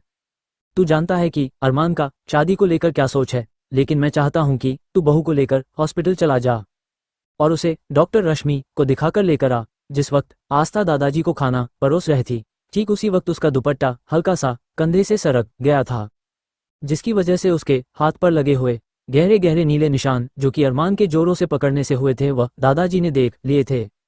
और वह समझ चुके थे कि जरूर अरमान ने ही आस्था को हट करने की कोशिश की है, तो इसीलिए वह आकाश के साथ आस्था को हॉस्पिटल भेजना चाहते थे। तब दादाजी की बात सुनने के बाद आकाश ने अपनी गर्दन हाँ में हिला दी थी। और वैसे भी आकाश दादाजी को कभी किसी काम के लिए मना कर ही नहीं सकता था। और जल्दी ही दादाजी ने आस्था से कह दिया कि वह आकाश के साथ हॉस्पिटल जाए और खुद का ट्रीटमेंट करा कर आए। एक पल को तो आस्था दादाजी की बातों का मतलब समझ नहीं पाई थी, लेकिन जब दादाजी ने उसके निशाने की ओर इशारा किया तब आस्था ने अपना सर झुका लिया था। और क्योंकि वैसे भी उसे भी ज्यादा दर्द हो रहा था, तो इसीलिए उसने जाने के लिए हाँ कह दिया था और जल्दी ही वह आकाश के साथ हॉस्पिटल की ओर रवाना हो चुकी थी। वहीं दूसरी ओर वीर रायचंद ने अरमान के कल रात फॉरेन क्लाइंट्स के साथ मीटिंग न करने का फायदा उठा लिया था, क्योंकि उसकी नज़र उस वक्त अरमान की मीटिंग्स और उसके उन प्रोजेक्ट पर थी जो वो अपनी कंपनी के लिए हासिल करना चाहता था। और वो अच्छी तरह से जानता था अगर ये प्रोजेक्ट्स उसे मिल जाते हैं तो उसकी कंपनी एक ही रात में कहां से कहां पहुंच सकती थी। इसीलिए जैसे ही उसे इस बात के बारे में पता चला कि अरमान ये मीटिंग से अटेंड नहीं कर पाया है, तो वह बहुत खुश हो गया था और उसने जल्दी ही उन सभी क्लाइंट्स जो कि जापानी के क्लाइंट्स और साथ ही साथ फ्रांस के क्लाइंट्स को अपने झांसे में ले लिया था और अपने प्रोजेक्ट्स उनसे अप्रूव करवाने थे जो प्रोजेक्ट अरमान सिंघानिया की कंपनी को मिलने वाले थे। वेल, अब वीर रायचंद इंडस्ट्रीज को मिल चुके थे। आज उसकी खुशी का कोई ठिकाना नहीं था और अपने हाथों में एक जाम भरे हुए वह सोचने लगा था, अभी तो सिर्फ शुरुआत है मिस्टर अरमान सिंघानिया, बहुत जल्द मैं तुम्हें किसी लायक नहीं छोड़ूंगा। इतना ही नहीं, वीर ने अपने उन प्रोजेक्ट को पुख्ता करने के लिए उन्होंने दोनों पार्टियों को अपने प्रोडक्ट्स के कुछ सैंपल्स भेज दिए थे जो कि काफ़ी ज़्यादा मात्रा क्वांटिटी में थे, जिनके नेट प्राइस तकरीबन 3 से 4 करोड़ के बीच के थे। लेकिन इतनी ज़्यादा क्वांटिटी में प्रोडक्ट्स के सैंपल भेजने पर वो बहुत ही ज़्यादा खुश था। कहीं ना कहीं उसे लग रहा था कि इस तरह से क्लाइंट उससे बहुत ज़्यादा खुश हो जाएंगे और जल्दी ही वो प्रोजेक्ट के साथ साथ साइनिंग अमाउंट भी उसके अकाउंट में ट्रांसफ़र कर देंगे। तो इसीलिए वह आज पूरी तरह से खुश था और अपनी खुशी को हर हाल में सेलिब्रेट करना चाहता था। वही अरमान जल्दी ही अपने ऑफिस में पहुंच चुका था। देव की हालत काफ़ी ज़्यादा खराब थी, क्योंकि ना तो वो सही से नहा धोकर आया था और उसने अरमान को एक बार बीच में कहने की भी कोशिश की थी कि वह पर घर जाकर फ्रेश होकर कपड़े चेंज करके आना चाहता है, लेकिन अरमान ने उसे साफ मना कर दिया था। और अरमान ने कहा अंदिस को कि वो ऑफिस में ही उसके प्राइवेट रूम में नहा सकता है और चेंज कर सकता है। कहीं ना कहीं ये सुनकर देव भी थोड़ी देर के लिए चौंक भी गया था, क्योंकि आज तक अरमान सिंघानिया ने अपने प्राइवेट रूम में किसी को भी आने की परमिशन नहीं दी थी। लेकिन आज के एटमॉस्फेयर ही कुछ ऐसा था कि उसे मजबूरन देव को अपने प्राइवेट रूम में, जो ऑफिस में उसने प्राइवेट रूम बनाया हुआ था, उसमें जाने की परमिशन दे दी थी। जल्दी देव वहां नहा धोकर रेडी हो गया था और फटाफट से उसने आज अरमान का ही एक कोट पहन लिया था। हालांकि देव उन कपड़ों में अपने आप को काफ़ी ज़्यादा अकंफर्टेबल सा महसूस कर रहा था, क्योंकि देव भले ही ज़्यादा बॉडी बिल्डर टाइप आदमी नहीं था, लेकिन अच्छा खासा फाइटरमैन था। लेकिन अरमान के सामने वो काफ़ी कम था। वेल, जल्दी ही उसने कपड़े पहन लिए थे और वो बाहर आ गया था। अरमान ने एक बार भी नज़र उठाकर उसकी ओर नहीं देखा और उसे इंस्ट्रक्शन देने लगा, अंदिस को तुमने सारा काम कर लिया है ना?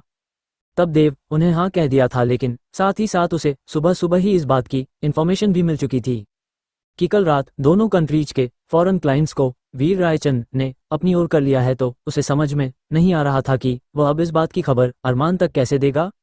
अरमान का गुस्सा सहने की हिम्मत उसमें काफ़ी कम थी, लेकिन फिलहाल उसके लिए ये सब बताना भी जरूरी था। तो देव ने थोड़े से कम शब्दों में कहना शुरू कर दिया, वह बास है, मैं आपको कुछ बताना चाहता हूँ। अब जैसे ही देव ने ये कहा, अंडस्को अरमान ने उसकी ओर नजर उठाकर देखा और तिरछी नजरों से देखता हुआ कहने लगा, अंडस्को मैं अच्छी तरह से जानता हूँ कि तुम मुझे क्या बताना चाहते हो। यही ना कि वीर रायचंद ने दोनों फॉरेन क्लाइंट्स के प्रोजेक्ट्स हासिल कर लिए हैं। अब जैसे ही अरमान ने ये कहा, देव शॉक हो गया। फिर अपने आप ही देव के चेहरे पर एक मुस्कुराहट आ गई। वो समझ चुका था कि अगर सारी चीजों के बारे में अरमान को पहले से ही पता है तो अब तक अरमान ने उनका सॉल्यूशन भी निकाल लिया होगा। कहीं ना कहीं अब देव टेंशन फ्री हो गया था और जल्दी ही सभी लोग प्रोजेक्ट के लिए ऑफिस की ओर रवाना हो चुके थे। जल्दी ही पूरे शहर भर के लगभग सभी बड़े बड़े लोग उस वक्त वहां मौजूद थे और प्रोजेक्ट डीलर थे वो मिस्टर नारायण अवस्थी, वह भी उस वक्त वहां बैठे हुए थे। सभी प्रोजेक्ट्स की डिटेल्स उस वक्त उनके हाथों में थे। पूरे शहर भर के प्रोजेक्ट्स वहीं बड़ी बड़ी कंपनियों को दिया करते थे और जो फॉरेन के 2 प्रोजेक्ट्स थे, इनमें शहर की 5 कंपनियों ने नामांकन दर्ज कराए थे और सबने अपने अपने सिरे से फॉरेन क्लाइंट्स को अपनी प्रेजेंटेशन वीडियो कॉल मीटिंग के थ्रू प्रोवाइड कराई थी। लेकिन बदकिस्मती से अरमान ऐसा नहीं कर पाया था। वह रात में अपनी प्रेजेंटेशन फॉरेन क्लाइंट्स को नहीं दे पाया था और वीर रायचंद, जो कि उन फॉरेन क्लाइंट्स को ऑलरेडी अपने प्रोडक्ट्स काफ़ी ज़्यादा क्वांटिटी में सैंपल भेजने के कारण बहुत ही ज़्यादा खुश था। कहीं ना कहीं उसे लग रहा था अंडस्को कि आज तो ये प्रोजेक्ट उसका ही होगा, क्योंकि जब से उसे ये बात पता चली था कि अरमान मीटिंग नहीं कर पाया है तो वह हवा में उड़ने लगा था और वह अच्छी तरह से जानता था कि ये दोनों प्रोजेक्ट अरमान की कंपनी को पीछे छोड़कर उसकी कंपनी को नंबर 1 पर लाकर खड़ा कर देंगे। तो उसकी खुशी का कोई ठिकाना नहीं था। कहीं ना कहीं वो अरमान का उतरा हुआ चेहरा भी देखना चाहता था, लेकिन अरमान तो वहां आकर किसी राजा की तरह बैठ गया था। उसने एक बार भी वीर रायचंद की ओर देखना जरूरी नहीं समझा, जबकि वीर रायचंद अपने ब्लैक शेड्स यानी चश्मे के पीछे की काली आंखों से गुस्से और नफरत से सिर्फ और सिर्फ अरमान को ही देख रहा था। जल्दी ही मिस्टर नारायण अवस्थी की आवाज वहां गूंजी। वो सबको डिटेल्स देने लगे, अंडस्को सो जेंटलमैन, जैसे कि आप लोगों को पता है, फॉरेन क्लाइंट्स के जो प्रोजेक्ट्स है वो आज आप में से किसी एक को दिए जाने वाले हैं। तो हमें पूरी उम्मीद है कि आप लोग हमारे फैसले का सम्मान करेंगे और फॉरेन क्लाइंट्स ने जिस भी कंपनी को अपने प्रोडक्ट बनाने के लिए चुना है, आप ईमानदारी के साथ उनके वह प्रोडक्ट उन्हें जितने क्वांटिटी में होने चाहिए वो उन्हें देंगे। तब वीर रायचंद मिस्टर अवस्थी की बात सुनकर थोड़ा सा इरिटेट होकर बोला, अंडस्को मिस्टर अवस्थी, आप इस तरह से सस्पेंस क्यों बढ़ा रहे हैं? और हम अच्छी तरह से जानते हैं कि हमें अपने क्लाइंट को कैसे खुश करना है। प्लीज बेकार का ज्ञान मत बांटिए और जल्दी बताइए मुझे कहाँ पर साइन करना है। कहीं ना कहीं वीर रायचंद तो ये बात मान बैठा था कि प्रोजेक्ट उसके ही होने हैं, तो इसलिए बस वह साइन करने के लिए उतावला हो रहा था।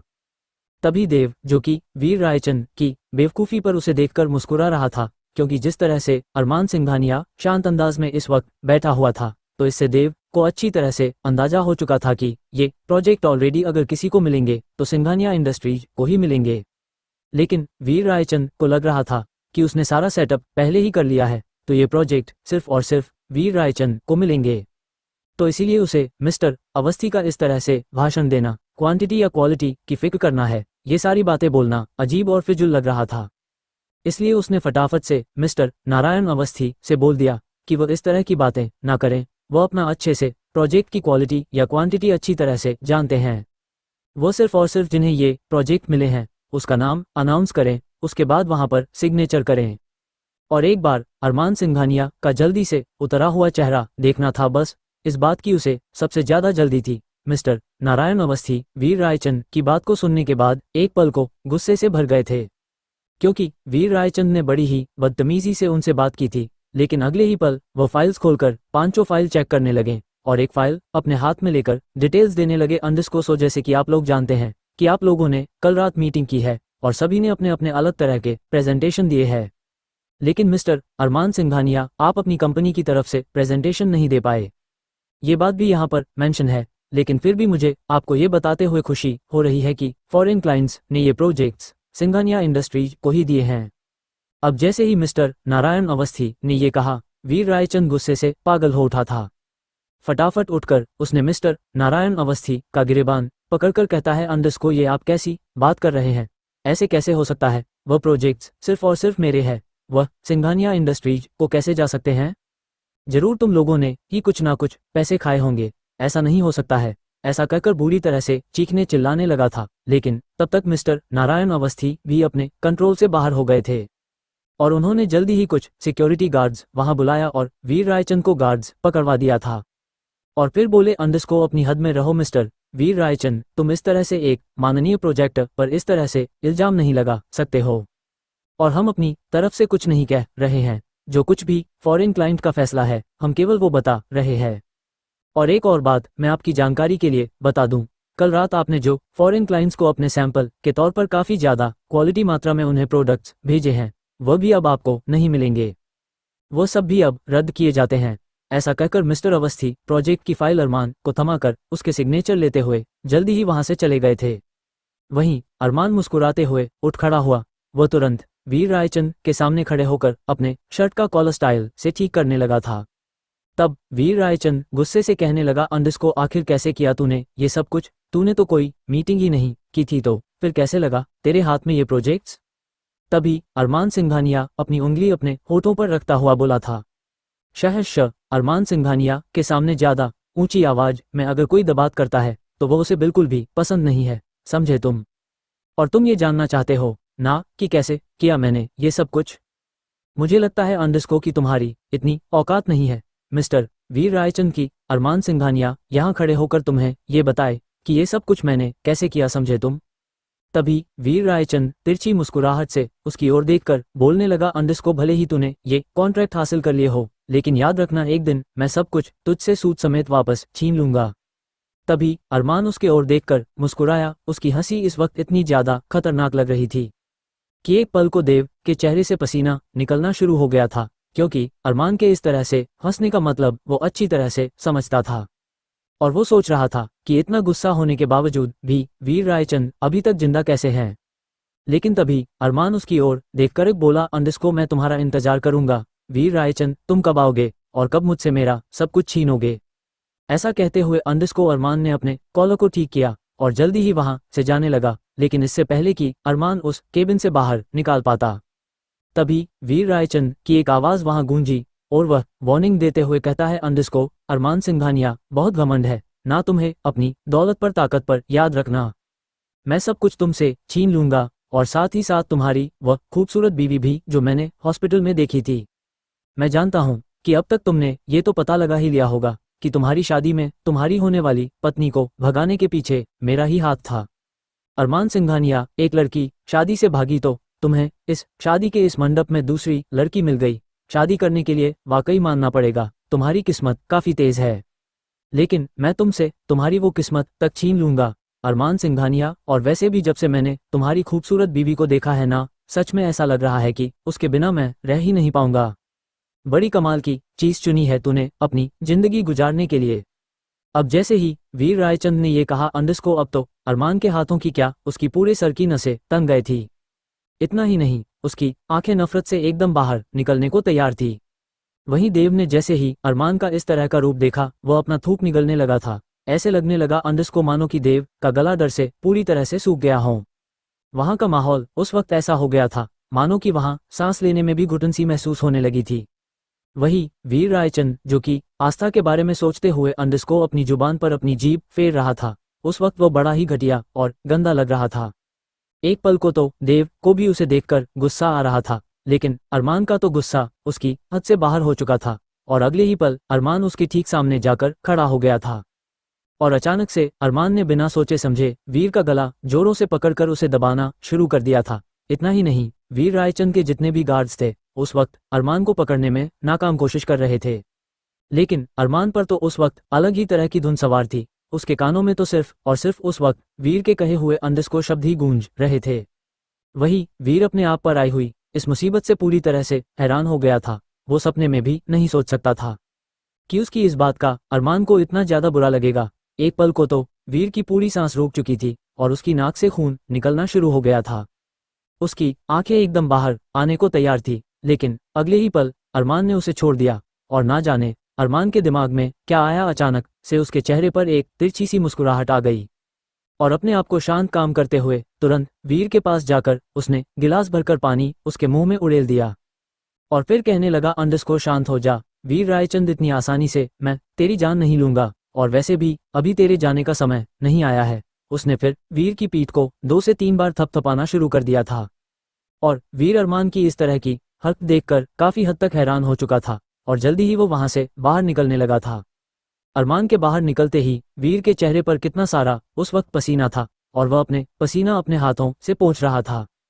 तब उसके गार्ड्स उसे कंट्रोल करने की कोशिश कर रहे थे, लेकिन उस वक्त वीर रायचंद की हालत इतनी ज्यादा खराब हो चुकी थी कि वो उस वक्त बेहोश हो चुका था, क्योंकि अरमान ने उसका गला बड़ी ही बुरी तरह से दबाया था। उसके बाद उसके आदमियों ने जल्दी ही वीर रायचंद को हॉस्पिटल में एडमिट करवा दिया था और साथ ही उसकी मां को उसकी इन्फॉर्मेशन दे दी गई थी। वहीं अरमान जल्दी ही गाड़ी में जाकर बैठ गया था। देव की हिम्मत ही नहीं हो रही थी कि वह अरमान की ओर देख सके। कहीं ना कहीं देव के मन में बार बार यही सवाल आ रहा था कि आखिर अरमान सिंघानिया ने वीर रायचंद को जिंदा कैसे छोड़ दिया, ऐसा कैसे हो सकता है। कहीं ना कहीं ये सब सवाल उसके दिमाग में चल रहे थे, लेकिन उसमें इतनी हिम्मत नहीं थी कि वह अरमान सिंघानिया से अपने सवालों का जवाब पूछ सके। वो वहीं अरमान एकदम खामोश बैठा हुआ था। हालांकि जब भी अरमान गाड़ी में बैठा होता था तो अपने लैपटॉप या फोन वगैरह में कुछ ना कुछ अपने काम के शेड्यूल वगैरह चेक करते रहा करता था, लेकिन आज ना तो उसने अपने लैपटॉप को छुआ तक नहीं और ना ही उसने अपने फोन को छुआ था। उसके लैपटॉप और फोन भी चीख चीख करके कह रहे थे कि आज हमारा मालिक कहाँ गया, मर गया है, क्या वो जिंदा है, उसका कहीं कुछ पता क्यों नहीं चल रहा है। वही अरमान एकदम शांत था और देव को इस तरह की शांति देखकर अंदर ही अंदर बहुत ज्यादा डर रहा था। कहीं ना कहीं उसे लग रहा था मानो कि ये आने वाले तूफान की पहले शांति हो। वेल जल्दी ही अरमान मेंशन में चला गया था, क्योंकि बेसिकली अरमान के ऑफिस जाने का टाइम था, लेकिन आज अरमान ने अपने सारे मीटिंग सब कुछ कैंसिल कर दिए थे और उस वक्त वो सीधा घर पर आ चुका था। अब जैसे ही वह घर आया, पूरे के पूरे घर में उसे अजीब सी खामोशी महसूस हुई, लेकिन कहीं ना कहीं वह घर आते ही आस्था को देखना चाहता था, लेकिन आस्था उसे कहीं भी दिखाई नहीं दी। बेसिकली आस्था इस वक्त हाल में दादाजी के पास ही बैठी रहा करती थी या फिर कहीं गार्डन में घूमती हुई दिखाई देती थी, लेकिन ना तो आस्था दादाजी के पास थी और ना ही गार्डन में थी, क्योंकि अरमान भले ही ऑफिस में काम करता था, लेकिन सीसीटीवी कैमरा के थ्रू जो कि उसने अपने हाल में और कुछ ऐसी जगह लगवा रखे थे जिसके बारे में किसी को कोई आइडिया नहीं था, ऑफिस में बैठकर वो आस्था पर पूरी नजर रख रहा था। लेकिन आज आस्था को घर पर ना पाकर उसकी हैरानी का कोई ठिकाना नहीं था, क्योंकि प्रोजेक्ट के चक्कर में उसने अभी तक घर की सीसीटीवी कैमरा की आज की फुटेज चेक नहीं की थी। तो जैसे ही वो घर आया, उसने देखा दादाजी अकेले बैठे हुए थे। उसके बाद उसे लगा कि शायद वो आफत आस्था की तबीयत ठीक नहीं थी, तो हो सकता है कि शायद वो सो रही हो। कुछ सोचते हुए अंडरस्कोर अरमान फाइल लेने के बहाने से अपने कमरे में जाने लगा था, लेकिन दादाजी ने कहीं ना कहीं अरमान की आंखों के बेचैनी को अच्छी तरह से महसूस कर रहे थे और वह ये भी जानते थे कि उनका अकड़ू और खड़ूस पोता एक बार भी अपने मुंह से कुछ नहीं बोलेगा कि उसे आस्था के बारे में जानना है। फिलहाल जैसे अरमान अपने कमरे में गया और वहां जाकर उसे आस्था उसे कहीं भी दिखाई नहीं दी थी। अब तो अरमान की बेचैनी का कोई ठिकाना नहीं था। उसने एक बार वॉशरूम भी नॉक किया था, लेकिन वॉशरूम में भी आस्था नहीं थी। जल्दी ही पूरे घर में एक बार अच्छी तरह से नजरें घुमाने के बाद अरमान हाल में आकर बैठ गया था और तेज आवाज बोला, अंडरस्कोर राजेश, मेरे लिए एक कप ब्लैक कॉफी लेकर आओ। क्योंकि आज सुबह से अरमान ने ब्लैक कॉफी नहीं पी थी, उसे उसकी थोड़ी सी तलब लग रही थी, तो इसीलिए उसने राजेश को उसकी फेवरेट ब्लैक कॉफी लाने के लिए कह दिया था। अरमान को लगा था कि अगर राजेश को वो ब्लैक कॉफी लाने के लिए कहेगा अंडरस्कोर, तो दादाजी आस्था को ब्लैक कॉफी लाने के लिए बोलेंगे, क्योंकि दादाजी ने ऑलरेडी बोला था अंडरस्कोर की उसके लिए खाना नाश्ता आज से सिर्फ और सिर्फ आस्था ही बनाएगी, चाहे वह पसंद करें या ना करें। तो कहीं ना कहीं ये सोचते हुए उसने राजेश को तेज आवाज में ब्लैक कॉफी लाने के लिए कहा था। बदले में दादाजी, जो कि उस वक्त अंडरस्कोर न्यूज़पेपर पढ़ने की एक्टिंग कर रहे थे, अपने चश्मा से लगाए हुए वह केवल न्यूज़पेपर में से हल्की सी तिरछी नजर करके अरमान की ओर देख रहे थे। उसके बाद वो एक बार फिर न्यूज़पेपर की हेडिंग में खो जाते हैं। वहीं अरमान टांग पर टांग रखकर बैठा था, लेकिन बार बार उसकी टांगों में बेचैनी हो रही थी। उसके बाद वो अपना गला ठीक करने लगा और इधर उधर देखने लगा, लेकिन आस्था उसे कहीं दिखाई नहीं दी। अरमान की नजरों में बेचैनी साफ महसूस हो रही थी। वही देव भी हैरानी से एक तरफ सर झुकाकर खड़ा हुआ था और कहीं ना कहीं वह भी अरमान के अंदर आए बदलाव को देख रहा था और समझ रहा था कि शायद उसका बॉस कुछ पूछना चाहता है, लेकिन कुछ ना कुछ ऐसा है जिसकी वजह से वह बोल नहीं पा रहा है, क्योंकि अरमान की पर्सनैलिटी ही ऐसी थी। उसका पावर, उसका घमंड उसे ये इजाजत नहीं दे रहे थे ये पूछ सके कि आस्था कहाँ गई है। तभी अरमान ने सीधा सीधा आस्था के बारे में ना पूछते हुए दादाजी की ओर देखते हुए कहा, अंडस्को क्या बात है दादाजी, आज घर में इतनी शांति क्यों है, बाकी सब लोग कहाँ गए? तब दादाजी के चेहरे पर एक ना दिखने वाली मुस्कुराहट आ गई थी और वह थोड़ा सा अनजान बनते हुए कहने लगे, अंडस्को अरे बेटा तू तो जानता ही है, वह आहान मुझे थोड़ी ना बताकर जाता है, कॉलेज के नाम पर मौज मस्ती करने के लिए पक्का कहीं गया होगा। फिर दादाजी चुप हो गए थे और अखबार में डूब गए थे। अब अरमान जिसके बारे में जानना चाहता था उसके बारे में तो वह जान नहीं पाया, तो थोड़ा सा इरिटेट होकर बोला था, अच्छा दादाजी क्या आहान ही सिर्फ इस घर में रहता है? और भी कई लोग रहते हैं ना, बाकी सब लोग कहाँ गए हैं? तब दादाजी कंफ्यूजन से पूछने लगे, अंडस्को अरे बेटा तू किसके बारे में जानना चाहता है, साफ साफ बताना, मुझे तेरी बातों का मतलब समझ में ही नहीं आ रहा है। तब अरमान एकदम से बोला, नहीं नहीं कुछ नहीं, मैं किसी के बारे में भी नहीं जानना चाहता हूँ। ऐसा कहकर अंडस्को अरमान जल्दी ही अपनी जगह से उठ खड़ा हुआ, दादाजी की ओर देखकर कहता है, अंडस्को अच्छा दादाजी मैं अब चलता हूँ, वैसे मुझे कुछ जरूरी काम है, और बाहर दरवाजे की ओर चल दिया था। देव भी ठीक उसके पीछे पीछे जाने लगा। तभी दादाजी सोचने लगे, अंडस्को अरे यार मैं भी इस खड़ूस सिंघानिया से ऐसी कैसी उम्मीद कर सकता हूँ कि ये मुझसे सीधे सीधे अपनी पत्नी आस्था के बारे में पूछेगा, जबकि मुझे पता है कि इसकी ईगो इतनी बड़ा है जो कभी भी उसे आस्था के बारे में नहीं पूछने देगा। तब दादाजी अरमान को जाता हुआ देखकर शरारती अंदाज में बोले, अरे बेटा रुको, एक बात तो मैं तुम्हें बताना ही भूल गया। अब जैसे ही अरमान ने ये बात सुनी अपने आप ही उसके वहीं रुक गए थे और उधर दूसरी तरफ ही मुंह करके कहने लगा, अंडस्को बोलिए दादाजी क्या काम है आपको, इस वक्त मुझे लेट हो रहा है। तब दादाजी कहने लगे, अरे बेटा तू एक काम करना, अगर तेरे पास टाइम है तो तू हॉस्पिटल चले जाना। अब जैसे ही दादाजी ने ये कहा अंडस्को अरमान असमंजस पड़ गया, दादाजी की ओर पलटकर कहने लगा, अंडस्को क्या बात है दादाजी, क्या आपकी तबीयत ठीक नहीं है, आप हॉस्पिटल क्यों जाना चाहते हैं? तभी दादाजी बोलते हैं, अंडस्को बेटा मैंने आकाश बेटे के साथ आस्था बेटी को हॉस्पिटल भेजा है, उसकी तबीयत कुछ ठीक नहीं है ना, इसलिए। अब जैसे ही दादाजी ने ये बात बताई अंडस्को अरमान कंफ्यूज हो चुका था और सोचने लगा, इस आफत ने अब क्या नई मुसीबत खड़ी कर दी है, कहीं उसने फिर से खुद को कहीं लॉक तो नहीं कर लिया या कुछ और हुआ तो नहीं ना। इसके साथ कहीं ना कहीं ये सब सोचते हुए अंडस्को अरमान पूरी तरह से इरिटेट हो चुका था। कहीं ये आफत अगर वीर रायचंद से मिली हुई होगी तो कहीं आकाश की लीड उसे ना दे दे और आकाश की जान को कहीं से खतरा हो गया तो कहीं ना कहीं इस वक्त अरमान के दिमाग में कितने ही सारे घोड़े दौड़ने लगे थे और फटाफट से उसने देव की ओर देखा और कहा, अंडस्को फटाफट से गाड़ी निकालो, हॉस्पिटल की ओर चलो। देव को कुछ समझ में नहीं आ रहा था कि आखिर अरमान के दिमाग में क्या चल रहा है। एक पल पहले जब वीर रायचंद आस्था के बारे में उल्टा सीधा बोल रहा था, उसकी जान लेने के बजाय अरमान ने उसे जाने दिया था, उसके बाद वो बड़े ही शांत तरीके से बैठ गया था। और अब जैसे दादाजी ने ये कहा कि आस्था हॉस्पिटल में गई है, तब अरमान इतनी जल्दी हॉस्पिटल क्यों जाना चाहता है? कहीं ना कहीं देव अरमान के बिहेवियर को समझ नहीं पा रहा था, क्योंकि उसके पास अरमान की बातें मानने के अलावा कोई और रास्ता नहीं था, तो इसीलिए जल्दी ही वह गाड़ी को उसने रेडी कर दिया था और अरमान सिंघानिया जल्दी हॉस्पिटल की ओर रवाना हो चुका था। वहीं दूसरी ओर आकाश आस्था को लेकर हॉस्पिटल पहुंच चुका था, लेकिन डॉक्टर रश्मि का सामना करने में वह थोड़ा सा अनकंफर्टेबल महसूस कर रहा था, क्योंकि जब पिछली बार वह डॉक्टर रश्मि से मिला था तब उसने उसे गुस्से में किस कर दिया था और उसके बाद रश्मि ने उसके साथ जिस तरह का फ्लर्ट किया था, कहीं ना कहीं उसका सामना करने में शर्मा रहा था। वही आस्था जिसे आकाश के साथ जाने में थोड़ा सा अनकंफर्टेबल लग रहा था, क्योंकि वह सोच रही अंडस्को की आकाश अगर उसके हाथों के निशान देखेगा तो ना जाने उसके बारे में क्या सोचेगा, तो इसीलिए वह थोड़ा सा हिचकिचा रही थी। लेकिन जैसे ही आकाश ने उसे बताया कि आपका ट्रीटमेंट डॉक्टर रश्मि करेगी, तो कहीं ना कहीं आस्था को थोड़ी तसल्ली हो गई थी। रश्मि से जब वह पहली मुलाकात में मिली थी तो उसे वह अपनी सी लगी थी और उसे एकदम से उसमें बड़ी बहन की फीलिंग्स आई थी, तो इसीलिए आस्था के मन में थोड़ा सा सुकून था और वो कहने लगी, अंडस्को आकाश भैया क्या हम आपसे कुछ पूछ सकते हैं?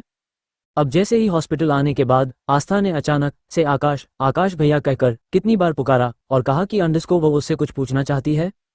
एक पल को आकाश हैरान हो गया और वह सोचने लगा, अंडस्को अगर आस्था ने कुछ ऐसा पूछ लिया जिसका जवाब वह दे नहीं पाया तो कहीं वह अपने आप ही अपनी नजरों में से गिर जाए, क्योंकि वो आस्था को झूठ नहीं बोलना चाहता था और वो उससे जो भी जानना चाहती थी उसे वो सच सच बताना चाहता था। कहीं ना कहीं आकाश मन में डर रहा था, कहीं आस्था अरमान के बारे में उससे कुछ पूछना ले, लेकिन फिलहाल उसने जल्दी ही आस्था से कह दिया था, हाँ आस्था बोलो अंडस्को क्या सवाल है तुम्हारा? तब आस्था ने कहना शुरू कर दिया, अंडस्को क्या आप हमारी थोड़ी सी मदद कर सकते हैं? अब जैसे ही आस्था ने ये कहा, अंडस को आकाश कंफ्यूजन से उसकी ओर देखने लगा और बोला, अंडस को कैसी मदद चाहिए तुम्हें, क्या हुआ है मुझे बताओ। तब आस्था बोली, अंडस को वो हम ना डॉक्टर रश्मि का फ़ोन नंबर लेना चाहते हैं, तो क्या आप हमें उनका फ़ोन नंबर दिलाने में मदद कर सकते हो। वह क्या है ना आकाश भैया, हमें वो पहली नज़र में बहुत अच्छी लगी है और कुछ बातें हैं जो हम उनसे करना चाहते हैं, तो क्या आप हमारी इस मामले में हेल्प कर दोगे। क्योंकि हम अगर ऐसे सीधे उनसे नंबर मांगेंगे तो पता नहीं वह हमारे बारे में क्या सोचेंगी। लेकिन रश्मि जी ने बताया था कि वह तो आप सबको अच्छी तरह से जानती है, तो आप उनका नंबर आसानी से ले सकते हैं। अब जैसे ही आस्था ने यह कहा, आकाश पूरी तरह से कंफ्यूज हो गया था। हालांकि रश्मि का नंबर लेना उसके लिए कोई बड़ी बात नहीं थी, लेकिन इस तरह से वह भला रश्मि का नंबर कैसे मांग सकता था, और ना जाने वो बेवकूफ़ रश्मि उसके बारे में क्या क्या सोचेगी। आकाश ये बात अच्छी तरह से जानते था कि रश्मि उसमें कितना ज़्यादा इंटरेस्टेड थी, और अगर उसने सामने से रश्मि का नंबर मांगा तो रश्मि तो हवाओं में उड़ने लगेगी, और ना जाने नंबर मांगने पर वह बेवकूफ़ लड़की क्या क्या बकवास बातें सोचेगी। अभी आकाश रश्मि को लेकर अपनी सोच में गुम था। तभी आस्था ने आकाश से कहा, अंडस को क्या बात है आकाश भैया, क्या हमने कुछ गलत कह दिया है क्या, आप इतना ज़्यादा क्यों सोच रहे हैं। तभी आकाश आस्था की मासूम से शक्ल देखकर उसे मना नहीं कर पाया और उससे बोला, अंडस को अच्छा अच्छा ठीक है, मैं कोशिश करूंगा डॉक्टर रश्मि का नंबर लेने की। अब खुश, अभी फिलहाल हम चलते हैं, और डॉक्टर रश्मि इस वक्त अपने केबिन में है, हमें वहीं जाकर उनसे मिलना होगा। अब जैसे ही आकाश ने कहा, अंडस को आस्था मुस्कुराते हुए जल्दी जल्दी आकाश के साथ साथ चलने लगी, और मन में सोच रही थी अंडस को कि अगर डॉक्टर रश्मि का नंबर उसे मिल जाता है तो वो उससे दोस्ती कर लेगी, और फिर धीरे धीरे डॉक्टर बनने के लिए सबसे पहले क्या क्या जरूरी होता है, उसे जो गाइडेंस की जरूरत है वह डॉक्टर रश्मि उसे गाइड कर देगी, तो आस्था के लिए आसानी हो जाएगी। कहीं ना कहीं आस्था इस वक्त सिर्फ अपने फ्यूचर के बारे में सोच रही थी। वहीं दूसरी ओर वही अरमान ये सोच रहा था अंडस को कि कहीं आस्था वीर रायचंद को आकाश के बारे में ना बता दे और आकाश की जान को खतरा ना हो, क्योंकि जब से वीर रायचंद ने आस्था के बारे में ऑफिस में उल्टा सीधा बोला था, एक बार को उसका खून पूरी तरह से खोल उठा था, और शायद वो उस वक्त उसकी जान भी ले लेता। लेकिन अभी तक आस्था की केमिस्ट्री वो सुलझा नहीं पाया था कि अचानक से आस्था उसकी जिंदगी में कैसे आ सकती है। वो इतना बड़ा बिजनेसमैन है, इतना ही नहीं पूरा देश लगभग उसके गुस्से के बारे में सब कुछ जानता है, इतना भी जानता है कि उसके साथ पंगा लेने वालों के साथ क्या अंजाम होता है, तो फिर आस्था बिना कुछ सोचे समझे उसकी जिंदगी में कैसे आ गई है। और ये बात तो वीर रायचंद ने खुद कबूल की है कि उसने ही प्रियंका के बॉयफ्रेंड को अगवा करके उसे शादी के मंडप से भागने पर मजबूर किया था, तो इसका मतलब साफ है कि आस्था को भी उसी ने उसकी जिंदगी में प्लान किया था, और आस्था के बारे में खुद उल्टा सीधा बोलकर अंडस को व अरमान को उकसाना चाहता है, ताकि अरमान गुस्से में कुछ गलती करें और फिर उसके बाद वीर रायचंद उसका फायदा उठाएं। कहीं ना कहीं अरमान के दिमाग में अंडस को यही सब बातें चल रही थी, और वो आस्था को पूरी तरह से मुजरिम समझ रहा था, लेकिन क्योंकि आस्था का नाम अरमान के साथ जुड़ चुका था तो इसीलिए वह पूरी तरह से उसे अपनी चीज समझ रहा था, और मन में सोच रहा अंडस को कि अगर वीर रायचंद ने आस्था को उसके जिंदगी में प्लांट किया है तो वह आस्था को अपने हाथों से बड़ी ही खौफनाक और दर्दनाक मौत देगा, जिसके बारे में कोई सोच भी नहीं सकेगा। तभी अरमान ने कार की बैक सीट पर अपना सर टिकाकर अपनी आंखें बंद करी, और जैसे उसकी आंखें बंद हुई कुछ ही देर में उसे आकाश दिखाई देने लगा था। आकाश खून से लथपथ सड़क पर दौड़ रहा था, और आस्था जोरों से हंसकर तालियां बजा रही थी, और वीर रायचंद ने अपना हाथ आस्था के कंधे पर रख रखा था और उसको बड़ी बुरी तरह से छू रहा था। अब अरमान ने जैसे ही सपने में ये देखा, गुस्से से उसने अपनी आंखों को खोल लिया था। कहीं ना कहीं जो कुछ उसके दिमाग में चल रहा था वही सपना के तौर पर उसे दिखाई दे गया था। अब तो आस्था पर उसका गुस्सा बढ़ता ही जा रहा था, और वह जल्द से जल्द आस्था से मिलना चाहता था। तभी उसे ड्राइवर की आवाज़ आई, और वह कहने लगा, अंडस को सर हम हॉस्पिटल पहुंच गए हैं। तब अरमान जल्दी से कार से बाहर निकला और हॉस्पिटल के अंदर पहुंच गया, और अपने सभी गार्ड्स को उसने इंस्ट्रक्शन दे दिए थे कि चारों तरफ अच्छी तरह से फैल जाओ, जो भी वीर रायचंद के आदमी दिखे तुरंत उसके बारे में उसे बताए। तो अरमान का हुक्म मिलते ही सभी गार्ड्स हॉस्पिटल में चारों तरफ फैल गए थे, और अरमान लंबे लंबे कदम बढ़ाता हुआ जल्दी ही डॉक्टर रश्मि के केबिन की ओर जाने लगा था। वही रश्मि ने जैसे ही आकाश और आस्था साथ में देखा तो वो मुस्कुराने लगी, और उसने जल्दी से आगे बढ़कर आस्था को गले से लगा लिया था। आस्था को गले से लगाते हुए मुस्कुराकर आकाश को ही देख रही थी, लेकिन आकाश जानबूझकर इधर उधर देख रहा था, उसने एक बार भी रश्मि की ओर नहीं देखा था। रश्मि ने हल्के ग्रीन सूट पहना था और उसके साथ व्हाइट रंग के साथ मैचिंग दुपट्टा लिया था, और उसके बाल खुले थे जिसमें वह बड़ी ही प्यारी और खूबसूरत लग रही थी। कितनी ही देर तक आकाश ने उसे चोरी चोरी से निहारा भी था, लेकिन अपने गुस्से की वजह से वो उसकी ओर देख नहीं पा रहा था। तभी रश्मि बोली, अंडिस्को, मुझे दादाजी का कॉल आया था और मैं तुम्हारा ही इंतजार कर रही थी। अच्छा हुआ तुम आ गई। आओ यहाँ बैठो और बताओ क्या प्रॉब्लम है।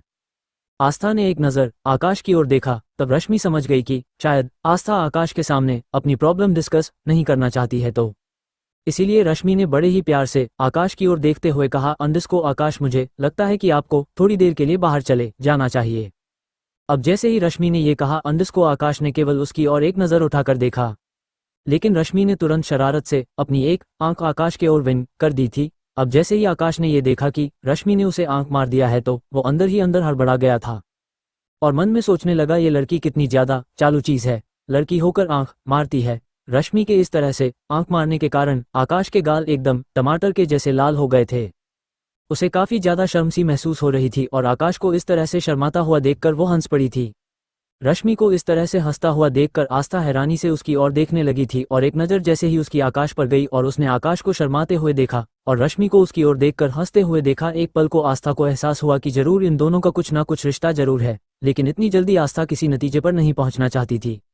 सबसे पहले वह सारी बातों के बारे में अच्छी तरह से तहकीकात करना चाहती थी। अब जैसे ही रश्मि ने यह महसूस किया कि आस्था कंफ्यूजन से उसकी ओर देख रही है, उसने तुरंत हंसना बंद किया था। तब तक आकाश भी जल्दी से उस केबिन से बाहर निकल गया था। तब रश्मि बोलने लगी थी, वह, I am so sorry Mrs Singhania, वो बस में। ऐसे ही रश्मि ऐसा बोलते हुए ब्लश कर रही थी। भले ही उसने आकाश की ओर आंख मार दी थी, लेकिन फिर भी उसे भी अब थोड़ी थोड़ी शर्म आ रही थी, क्योंकि उसने ऐसी हरकत पहली बार की थी और लेकिन आकाश को ऐसे छेड़छाड़ कर उसे काफी मजा आ रहा था। वेल, तब आस्था ने जल्दी से रश्मि की ओर देखते हुए कहा था, रश्मि जी, क्या आप आकाश भैया को पसंद करती है? अब जैसे ही आस्था ने बड़ी ही मासूमियत से रश्मि से सीधे सीधे ये सवाल किया, रश्मि तो मानो किसी का कंधा ढूंढ ही रही थी और उसने तुरंत कहना शुरू कर दिया था, पसंद करती हूँ? अरे मैं मरती हूँ उस पर, मरती हूँ मैं, और आज से नहीं 5 सालों से मरती हूँ उस पर। लेकिन बंदा मजाल की मेरी और आंख उठाकर भी देख ले, पता नहीं इसके दिमाग में क्या चल रहा है, मुझे देखता तक नहीं है। 2 साल पहले तो मैंने खुद सामने से इसे प्रपोज किया था, उसने मुझे साफ साफ मना कर दिया। इनफैक्ट मेरे इंसल्ट की वो अलग। डॉक्टर रश्मि की बात सुनकर आस्था का मुंह हैरानी के मारे खुला का खुला रह गया था और वह बिना पलके झपकाए लगातार डॉक्टर रश्मि की ओर ही देख रही थी। तभी अचानक